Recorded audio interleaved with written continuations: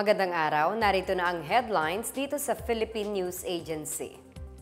Pinirmahan ni Pangulong Ferdinand R. Marcos Jr. ngayong araw ang batas na nagpapalawig sa Centenarian Act, pati na ang Tatak Pinoy Act na nagsusulong sa produktong Pilipino. Sa ilalim ng Republic Act 11982 o ang mas pinalawak na Centenarian Act, makatatanggap ng 10,000 pisong insentibo ang mga senior citizens na edad 80, 85, 90 at 95. Makatatanggap rin sila ng 100,000 piso sa kanilang ika-100 taon. Ayon kay Pangulong Marcos, ito'y pagbibigay galang at pagpapakita ng kabutihang loob sa mga nakatatanda. Umaasa ang Pangulo na magbibigay daan ang pinalawig na batas para sa karagdagang serbisyo at suporta sa mga senior citizens.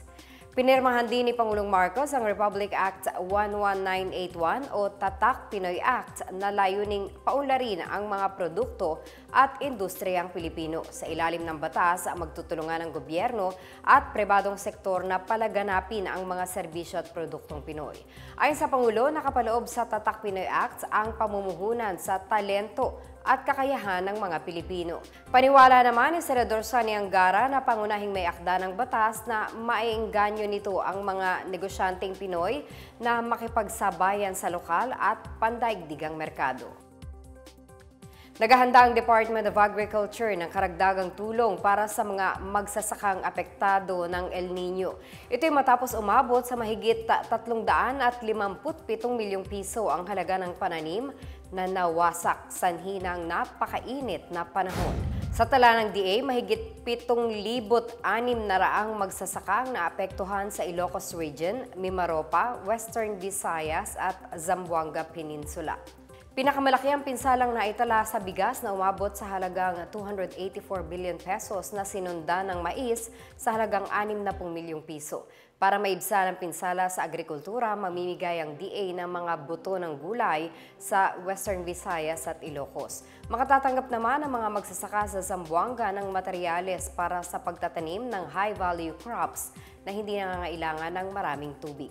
Isusulong din ng DA ang pagtatanim ng mga halamang tumutubo kahit sa tagtuyot at ang alternate wetting and drying method para maiwasan ang paggamit ng tubig sa mga taniman. Noong Enero, pinirmahan ni Pangulong Ferdinand R. Marcos Jr. Executive Order No. 53 na muling bumuhay sa El Nino Task Force. Pinaghahandaan na ng pamahalaan ang pagpapalawak ng Pasig River Urban Development Project na magdudugtong sa showcase area na matatagpuan sa likod ng Manila Central Post Office hanggang sa Intramuros. Sa ilalim ng Pasig Bigyang Buhay Muli Project, pangungunahan ng Department of Human Settlement and Urban Development ang isasagawang rehabilitasyon sa ilog na sakop ng Intramuros. Ayon kay DSUD Secretary Jose Rizalino Acozar, makatutulong ang proyekto sa pagpapaunlad ng turismo at komersyo batay sa layunin ni Pangulong Ferdinand R. Marcos Jr. at First Lady Liza Araneta Marcos. Bukod dito, maisusulong din ng proyekto ang transportation interconnectivity, lalo pat dumadaan ang nasabing ilog sa ilang malalaking syudad sa Metro Manila. Sinimula ng rehabilitasyon ng Ilog Pasig alinsunod sa Executive Order No. 35 na inilabas ng Pangulo noong Hulyo 2023 na layuning gawing bahagi ng turismo, kalakalan at transportasyon ang nasabing ilog. Naghain ng resolusyon ng Senado para imbestigahan ang di umano'y cyanide fishing ng mga mangingisda mula China at Vietnam sa Bajo de Masinloc o mas kilala bilang Scarborough Shoal sa West Philippine Sea. Inihain ni Senator Francis Tolentino ang Senate Resolution 938 na humihiling ng agarang investigasyon hinggil sa ulat ng cyanide fishing sa lugar. Aniya, marapat na imbestigahan ang mga aligasyon dahil nagdudulot ito ng pagkasira ng marine ecosystem. Nakataya rin naman dito ang integridad at soberanya ng Pilipinas. Matatandang iniulat ng Bureau of Fisheries and Aquatic Resources o BFAR ang naging malubhang pinsala sa lagoon ng Bajo de Masinloc na maaaring dulot ng cyanide fishing ng mga mangingisda mula China at Vietnam.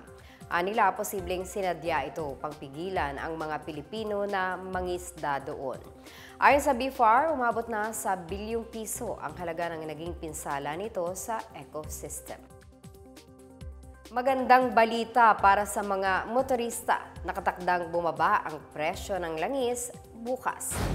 Sa magkahiwalay na abiso, nag-anunsyo ang Pilipinas Shell at Sea Oil Philippines na bababa ng 70 sentimo ang presyo ng kada litro ng gasolina at 75 sentimo sa kada litro ng diesel, habang piso at 10 sentimo naman sa kada litro ng kerosene. Ganito rin ang ibababa ng presyo ng clean fuel maliban sa kerosene na wala sila.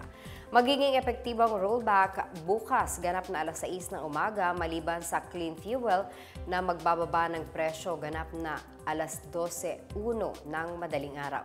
Ayon sa Oil Industry Management Bureau ng Department of Energy, bunsod ito ng pandaigdigang demand habang wala namang inaasahang pagbabago sa interest rate ng Amerika. At yan ang pinakabago at pinakamahalagang balita sa mga oras na ito, hatid sa inyo ng PNA Headlines. Para sa iba pang mga balita at impormasyon, bisitahin ang aming webpage, pna.gov.ph, ang aming Facebook at X account na dating Twitter na Philippine News Agency. Ipinapalabas din ang PNA Headlines sa Facebook page ng serbisyo. Mapapanood din ang PNA Headlines sa pamamagitan ng link sa website ng News and Information Bureau sa ilalim ng PNA News, sa YouTube account ng Philippine News Agency at sa Facebook page ng Presidential Communications Office o PCO. Ako si Marita Muahe, ito ang PNA Headlines, naghahatid ng mga balitang nagbubuklod sa bagong Pilipinas.